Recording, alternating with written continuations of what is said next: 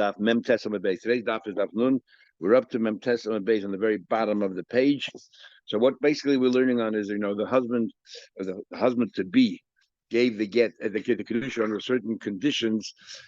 She made assumptions, and what happens turned out to be that these conditions weren't met. Even so, this Mishnah tells us that if he said, for example, he was a Kohen, turned out to be a Levi, and she said, "I don't care, I thought in my mind it doesn't really make a difference." It doesn't matter because Dvarim Shebelev ain't a Dvarim. The fact is, he made a condition. You didn't protest. You didn't say anything at the time, which means you accepted it. And die in your heart of hearts, you thought, do I really care if the person's a Kohen or a Levi? It doesn't matter because Dvarim Shebelev ain't a Dvarim. So we had this concept of Dvarim Shebelev and Dvarim. If you have things in you're harboring in your heart, they don't count. We've had this concept many times, but where do we know this from? Is from right here. This is the sugya of Dvarim Shebelev. Where do we ultimately know it from? Says the Gemara. Well, God was a person. He sold his property in order to go to Yisrael, and he even informed, he informed the guy, I'm selling you because everyone knows he's going to Yisrael. But he didn't say anything at the time. So even though you had in mind you're selling in order to go to Yisrael, the fact is he didn't make it conditional. But so if things don't work out, you don't end up going to Yisrael, whatever it is, you can't say, hey, the whole thing was built on a fallacy, whatever, give me back my house. It doesn't work that way. But so clear from the Gemara here, if he would have clearly told them that I'm going to Yisrael, that would have been enough. So all the Rishonim have a difficult time because we learned before already, and in Gittin Barichas, that you need a Tanai Kofel. If I tell you something, it's not sufficient to say I'm giving to you. Even if I say I'm giving you on the conditions, not good enough. I got to say, if you do this and this, this is going to happen. If you don't do this and this, then this will fall apart. I have to. There are all kinds of rules. Yeah, and here it seems to me more. If I would have just said I'm selling the house in order to go to Yisrael, if I would have told it to you, then that would have been sufficient. So this caused a big machlekes Rishonim. Some Rishonim say the Gemara doesn't bother telling you every time, elaborating how it's said. We know exactly that. They told us already. In fact, the Rambam writes. He said, "I'm giving you the rules of Tanai, and in the future you'll find out. You know what? That's what I mean." But that's what the Gemara did as well. That's one way of learning. The other way of learning is that there are grades of Dvarim Shebelev. In other words, we have a thing called umdana. Umdana means it's we can, if we assess his mind, we can understand what he's saying. And there's umdana the muchach. In other words, even if it's Dvarim Shebelev, but if it's so clear, for example, a person decides to distribute, he's dying, so he distributes his assets to all these strangers and friends, everything else. He was childless. And then the last minute before he died, he found out, or he died, they suddenly found out they had a child. So it's the muchach. The only reason why he distributed his entire inheritance abroad is because he had no family. But if it would have been family, there's no question he would have given it to him, to this child. So then the din is that we everything falls apart, gets canceled, unravels, and we give it to the child. I didn't say anything because that's an the muchach. It's very, very clear. And so on. So there are grades. If it's the muchach, then we don't even need you to say anything. We know exactly what you mean. And Tesis others bring different examples. But in this case over here, it's not the muchach at all. You sell a house, people sell a house all the time. So if you would have said it, I'm selling a house to Yisrael because it doesn't. People don't generally sell houses have a very good reason. Then it's quite understandable that it's as if you're making it tonight. I'm doing it in order to go to Yisrael. If whatever circumstances change, you can't go to Yisrael. Your job falls apart, for example, you're going to go for a job. So then it's as if you made it tonight. Okay. So now the Gemara wants to know, where do we know this concept of Dvarim Shebelev? So we're going to bring a number of sources. And some of them you're familiar with, but this is the basis for it. First, we learned Yakriv Oisai. It says in the pasuk by a carbon that Yakriv Oisai he should bring it. It's an extra pasuk to tell you that what we force him to bring his carbon. We force him. He has to be willing. How can that be? You force him and willing. Okay, it's and you force him until he says, "I want it." So that's how we see. But in his heart, he doesn't want it. Is that at the heart? What you're thinking in your heart, we don't care. That's why we can force you, coerce you, and it's all right. As long as you say the right words. He's not happy. We say, what you're thinking in your heart doesn't count, that has no bearing. So you already talking about Dilma Shani Hassan. Maybe he's different there. Anan Sadi, we are convinced the Nichele Bekapara. He wants to be the Karmachatas. Ultimately, you want to have an atonement, even though he's saying he doesn't want to, but we know deep down you do want to.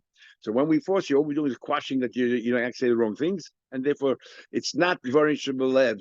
We know exactly what you're thinking. So you might okay, let me say for him. It says over there later on, the same thing applies.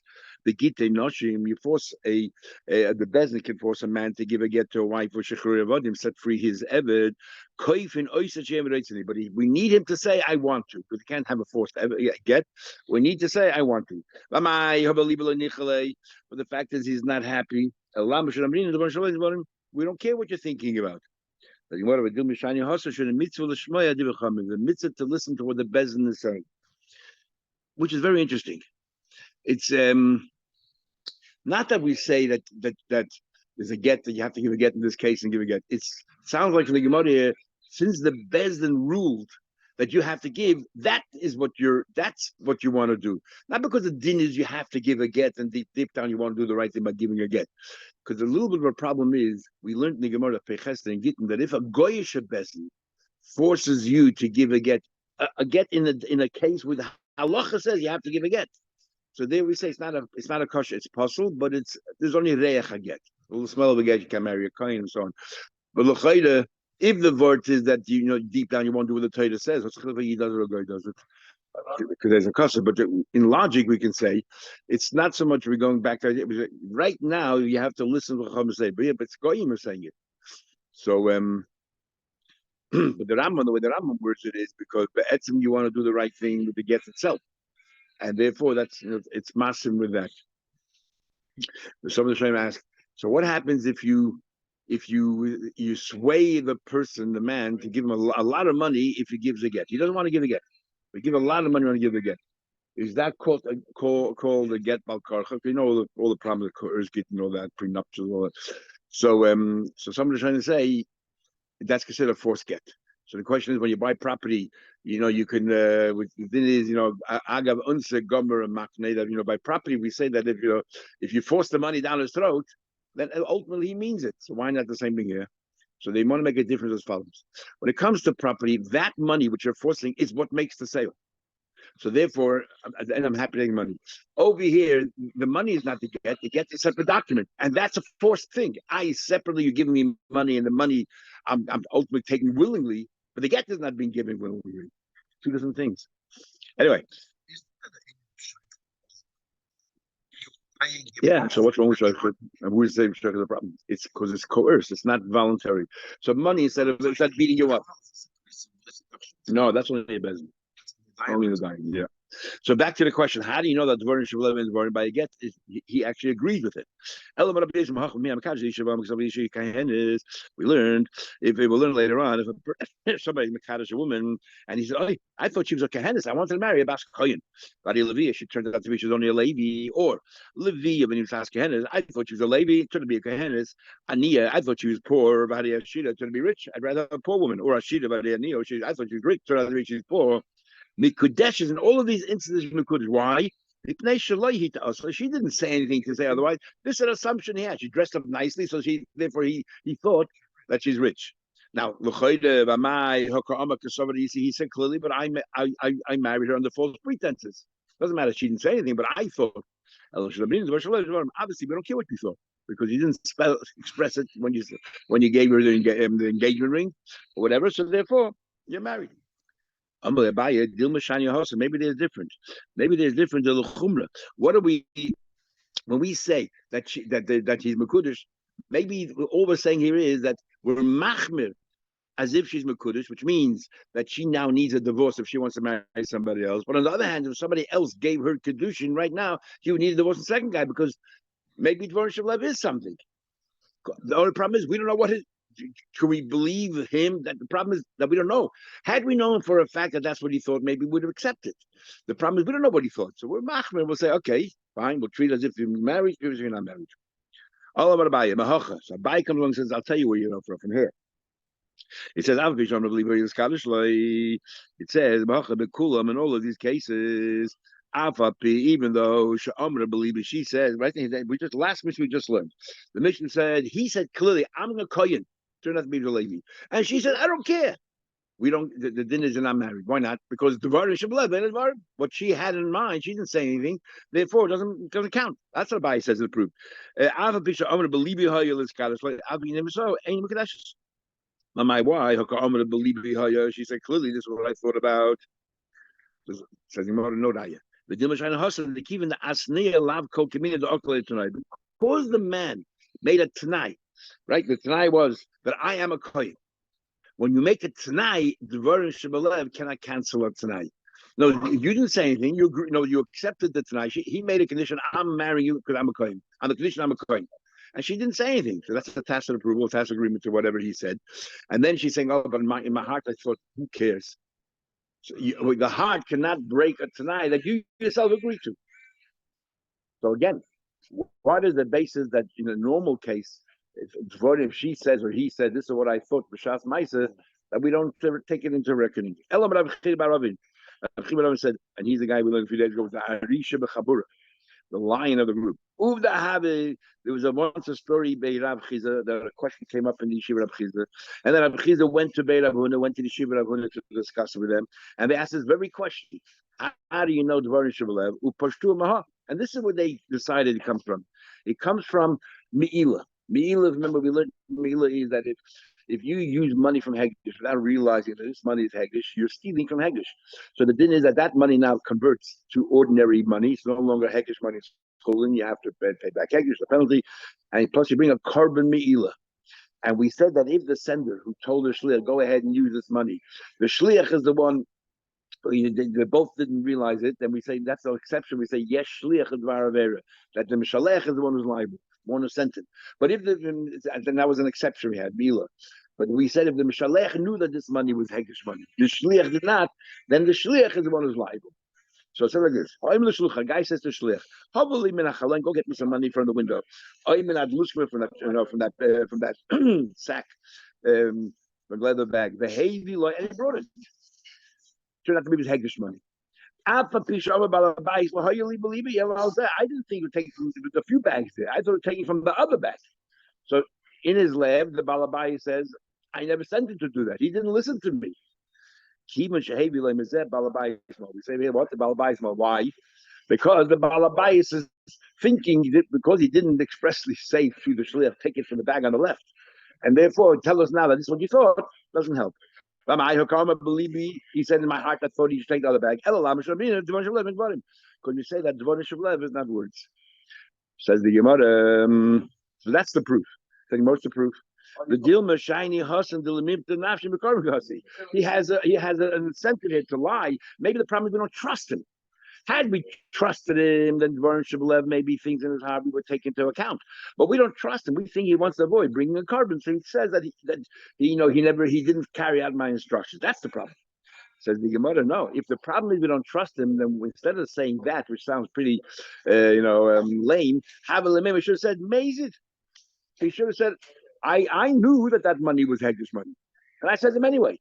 In that case, when you made it, you don't have to bring a carbon. If all he wanted to do is get out of a carbon, you should have said that because that's much more common. And we'll have him bring him up in Matzia, you could have said made it or Yisi and so on. Says the Gemara, that doesn't prove anything. If he has a choice to say either that I'm amazing or to say that I told him to go a different bag, he'd rather choose a bag because then you look innocent. Amazing, it sounds like you're Russian. People don't like to incriminate themselves. So the Gemara said, if the problem is you don't trust him, he could have said, after I sent him away, suddenly I remembered that money is Hegdish money. And we learned before that if the sender remembers his Hegdish money, then it has a din now, like for him it's mazid, and the shliach is the one who's liable. And he's not a bad person. He's just saying, I remembered after I sent him. I couldn't give him the message. Yeah, so the point like this. You're telling me, really Dvarim Shebelev is valid. That's what you're trying to say. But the reason why over here by Me'ila we say that you have to be in carbon, because we don't believe him. We don't trust him. So Gemara said, what do you mean don't trust him? If he was a liar, he could have come out much better. He could have just said Niskarti. Then he would be all right. The time we learned Niska Balabais. The Balabais remembered after he sent the shliach. But Niska shliach mal. Is that it's not a question of trust. The problem, the word is, Dvorin Shavlev have no bearing. It doesn't matter what you thought.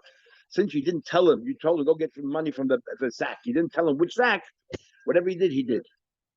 Who gave as a person, there's a Nino he sold his property, Daitel and Mesa, he sold his house, planning to make a trip to move to Israel. Solik, he went to Israel, it didn't work out. The job fell apart, he went for a shidduch, it didn't work out, whatever. Well, he is delayed. He couldn't live there, he came back home. So what happens now? So the Gemara, and here we're talking about a case where he said clearly to the buyer, to the purchaser, I'm selling you the house because I'm intent to move to Israel. So it's like he said clearly, what happened in this case? Amar Rabbi called the Solik. When he said I plan to go to Israel, he meant long term, not for a week. Well, it didn't work out. So therefore, it's as if he made it conditional, and he can cancel the sale. Ikadami, others say just the opposite. The others say that no, that Adaitul Mesik, he intention is to go to Israel. Well, Solomon, he went. He didn't say I'm going to live in Israel. He said I'm going to go to Israel, and he went. So that's it. The deal with the condition was met, and you cannot cancel the loan. Two opinions. Look out the person a person who sold his property to go to Israel. At the end, he couldn't go. Something happened. There was a war going on, or other things that he had no money, or whatever it is. He didn't make it to Israel. He never left. What happens? Rashi says, if once he could have gone, so it's his problem. Why should the deal fall apart? Or Ikadamri, if he wanted, he couldn't have gone to Israel. So the deal therefore falls apart. Does not fall apart. So what's the The first one says a statement. He could have gone to Israel, so it's his problem. The other one is if he wanted to, he couldn't have gone to Israel. Aren't you saying the same thing? No. What happens is the reason why he couldn't go because something happened. He heard that there were robbers there or war, whatever it is. He heard that something. There's a reason why he couldn't go. That's Tam the tonight. So then we say, but when in the first version, he could have still gone. So therefore, the tonight is still met. But in the first version, the second version is if he didn't want to go, if there's a reason why he didn't want to go, you couldn't have gone. But if there's a reason why I couldn't have gone, then the condition was met and it falls apart. Next mission. A guy says the shliach you're complaining. Go ahead and find me a wife in this place. The whole of the kitchen. He found this woman, but she was somewhere else. According to this opinion, she's not engaged. Why is she engaged? Because it sounds like he wants Dafka in that place to marry her, not anywhere else. But if he had even just happened. By the way, please marry this woman for get her engaged to me. And she's living in and I'm just giving you a geographical point where she is. He found her somewhere else. Because why? It's called Mada Mokamila. He wasn't making it conditional. He was just trying to help him out where he would find her. So we'll learn the exact same thing. Excuse me. Get to my wife. I'm not complaining. This is place. I gave it somewhere else. Possible. But if he said, "Hey, I'm not complaining," she's living in that place. But somewhere else cautious. I need both. If he said by Kiddushin, by Kiddushin, I would say, because you want her to be interested in marrying you. So you know that in this city, you have a lot of friends. In that other city, people don't like you. So you want to make sure that this shliach meets her in the city. You have friends that say good things about you. So you're very makpid. You're very particular where you want him to meet her. In this place, they like you. They're not going to say bad words about you. But in another place, suddenly they hate him. The Mali Mila, they're going to say all kinds of lashon hara about you. So therefore, you're very particular about where you wanted to go. That's why she didn't listen. You didn't carry out much shlichus.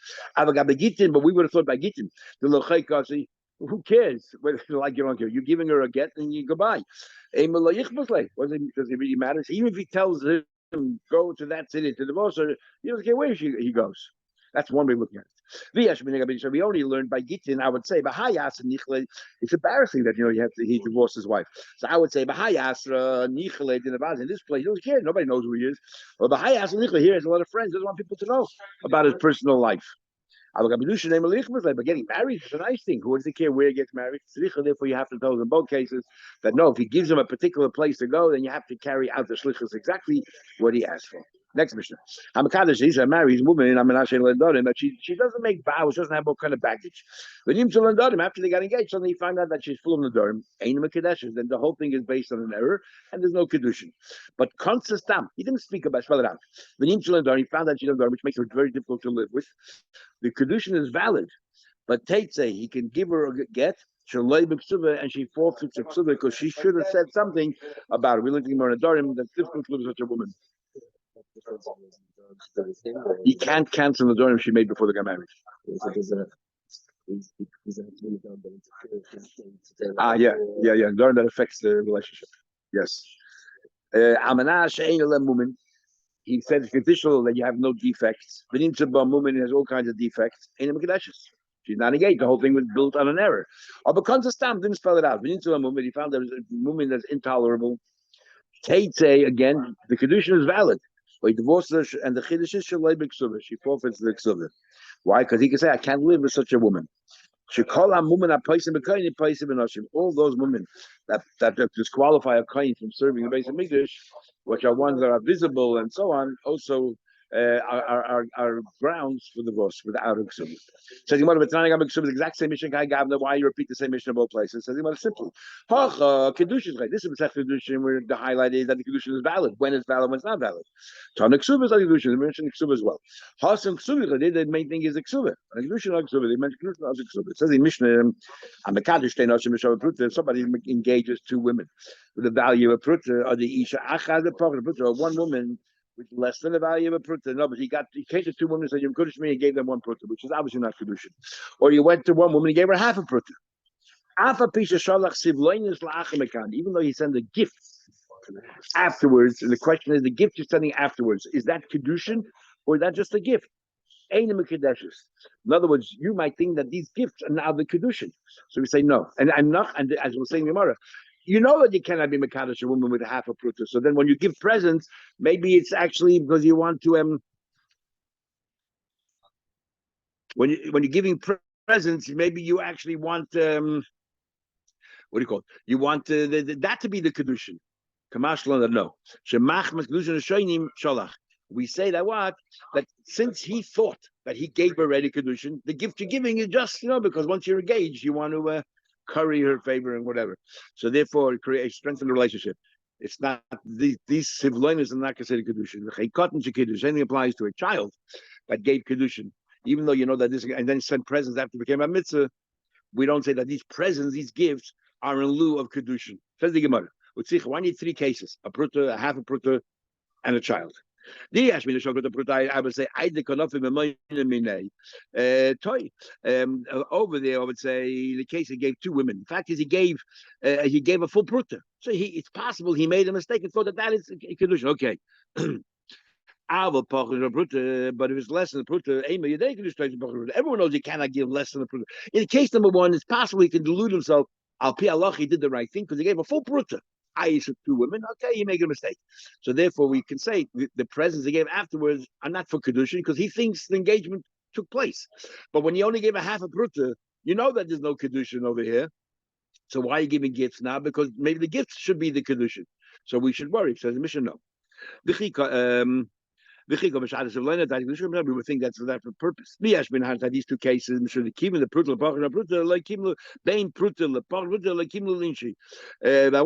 people maybe make a mistake. They think that he gave a full pruta, maybe even half, and they think it's money. They don't realize that there's a certain amount of money. Not everyone knows. So therefore, you can say that any present given afterwards are not for the sake of Kiddushin. Everyone knows if you're under Bar Mitzvah, you cannot give Kiddushin. Everyone knows it's not a valid Kiddushin. So the gifts that you're giving afterwards, maybe you had in mind that this should be Kiddushin. For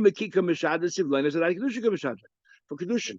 Now, it must be that the Eidim either are aware, must be Eidim are aware, because the Eidim are not aware it's Kiddushin, there's no Kiddushin.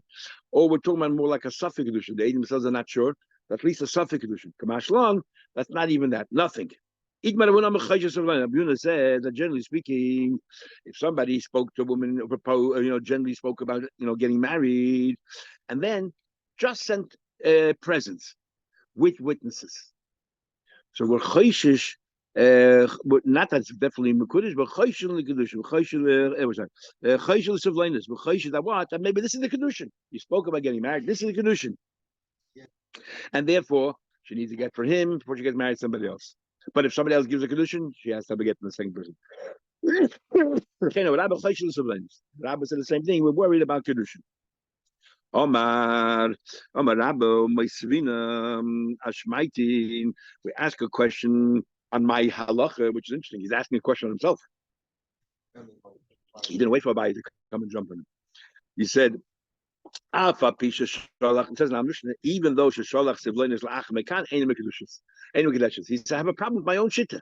Our Mishnah clearly says that even though you said presence afterwards, we're not worried about Kedushin. No, it's Sivlenis and not Kedushin. So why am I saying that here, that if you spoke to a girl about getting married, and then you sent Sivlenis, suddenly Chashin, I'm going to have this Kedushin. In this case, Abai is always the other side. So this time, Rabbi asks a question himself. Abai is going to answer Rabbi on his behalf. Okay. Clear it up. Abai said to him, what are you comparing your case to the case of the Mishnah? Over there, you know why in the case of the Mishnah we say it's not Kedushin? But because since he did get engaged to her in the beginning, even though it was the wrong engagement, he thinks that he's engaged. So any present he gets afterwards are purely gifts to strengthen the relationship. But in your case, they never got engaged. They just talked about getting engaged. If he didn't start sending presents, then obviously that's the engagement. Or at least chashinin, maybe. In the Mishnah, we say that it's a continuation of the first Kiddushin. And therefore, that he already gave Kiddushin, and therefore it's not Kiddushin, it's only a gift. But in your case, that is a Kiddushin. That's one version. The other version is that Rabbi himself took care of it. Amar Rabba, how do I know? How do I know my din? It says in the Mishnah, Shemachmas Kiddushin Harishonim Shalach. It says in the Mishnah that the reason why it's not considered Kiddushin is because it's continuation of the first Kiddushin. It's Rabbi who said this. Everywhere else said it's Kiddushin. Now Abaye, of course, has to then say something. Abaye said no Raya from the Mishnah. In the first version, Abai is the one who answered this. Now that Abai is no longer the one answering it, he's telling you why it's not a lie. No, the Mishnah is saying if you spoke about Kiddushin and you sent presents, surely it's not Kiddushin. The Kiddush here is even though you did Kiddushin.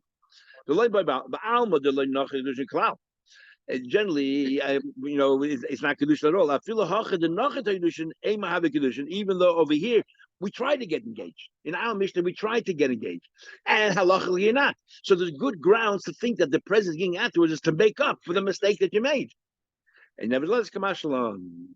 What's going on here? We have two Yikadamris. One Abai is defending Rabbi, one is rejecting it. My Have Allah, the bottom line was I'm going to papa. That purpose is very simply. So they make kacha, the place where you give Kiddushin first, and then you give presents. If that's the meaning, that first you get engaged, and then you give presents, then then we are chayshes that the presents you're giving afterwards means because you think that's just Kiddushin. So the presents themselves might be the Kiddushin. But in those places where Masabli, first they give gifts to curry a favor, show you a mensch, and then v'hadam mekacha. So the gifts themselves are not the Kiddushin. Then leichashin. Says the Gemara, if lechashin mekache v'hadam masabli, if the minig is first to give Kiddushin, then to give gifts, and now we see that you're sending gifts, so and that's what I was saying. Chashin and l'Kiddushin. Big machlek is Rashi takes it, by the way. The way Rashi learns the Gemara is Rashi says Chashin and if the meaning is that you give Kiddushin, then presents, and you give me now presents, Chashin Kiddushin. Rashi says must be that these presents are the Kiddushin. So he says no, it must be that you already gave Kiddushin. Why are you giving gifts now? Because he must have been got engaged already. Who knows where? Anyway, the idea is the same. So the Gemara says pshita obvious. Like light tzricha the ruba. We're talking about a case of Kiddush here is in a case where the majority of people mekache.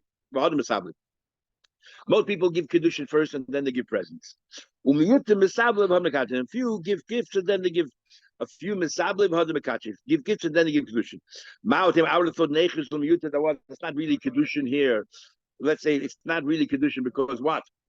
Maybe he's from the minority that give presents before the Kiddushin. Kamash Malon comes to teach you that no, that we say that there's Kiddushin. That's how Rashi and Gemara, the Rishon have a hard time. If we don't know which way to go, we always mach. If the majority say that you give Kiddushin first and then you give presents, means that you're probably engaged. Minority say you're not engaged. So what do you think? We would think you follow minority to say that she's not engaged. Where do you find that we're so lenient?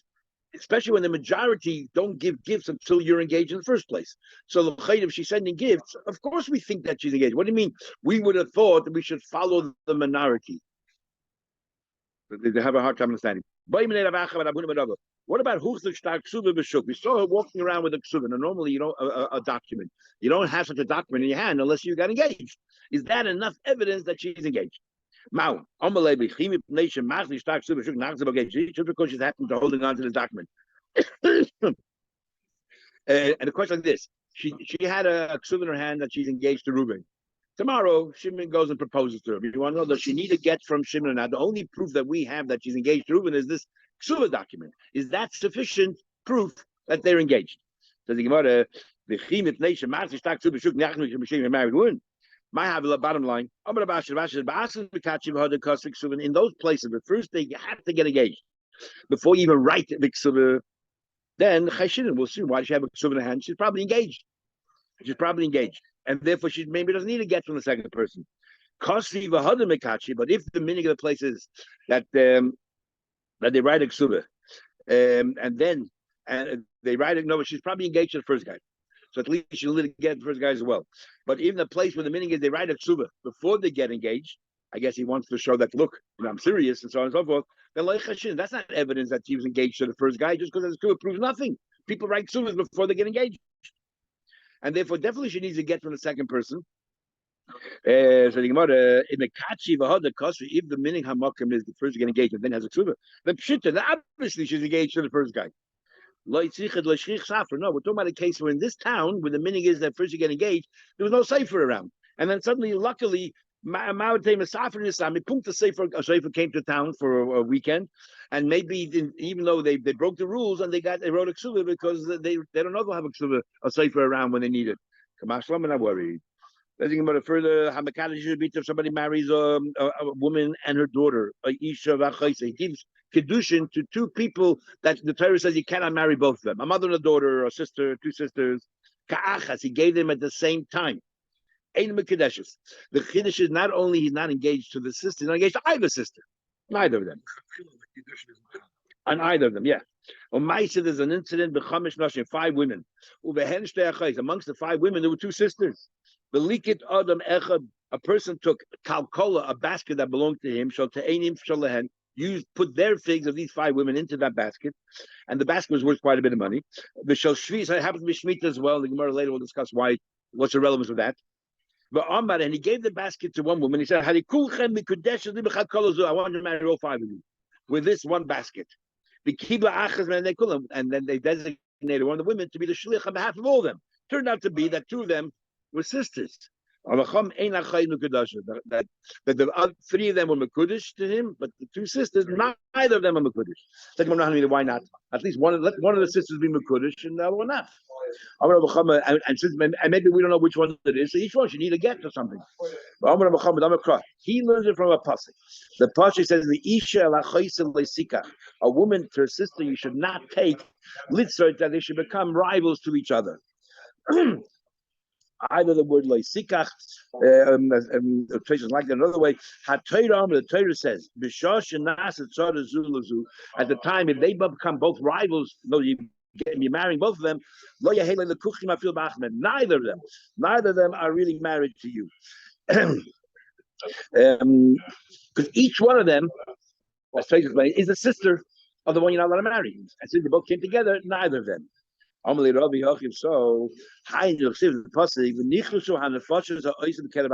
these dinim in the Torah says that if you go ahead, you don't listen to us, you get cursed. But if you're telling me that 2 sisters, neither of them are engaged to you, so you never live with the sister of your wife because neither of them are engaged to you. So why do you get cursed? Why get cursed? And even though we learned before that sometimes you do an Aveira, it doesn't happen, you still get for you going against the Eibishter, but not cursed. Elam says, that pasuk is talking about one of them is your wife, and you're not allowed to take a sister of your wife. And if you do, you get karis.